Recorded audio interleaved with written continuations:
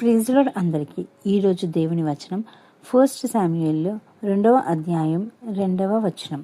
యెహోవా వంటి పరిశుద్ధ దేవుడు ఒక్కడును లేడు, నీవు తప్ప మరి ఏ దేవుడును లేడు. మన దేవుని వంటి ఆశ్రయదుర్గం ఏదియూ లేదు. ఇక్కడ హన్నా ప్రార్థన విజ్ఞాపన చేస్తుంది.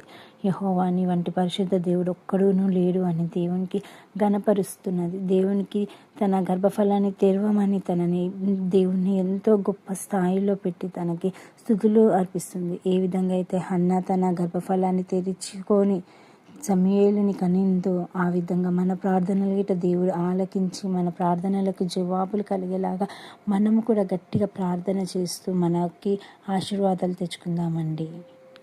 Thank you. Praise the Lord. ఈ వచనం మన జీవితంలో నెరవేరునుగాక. ఆమేన్.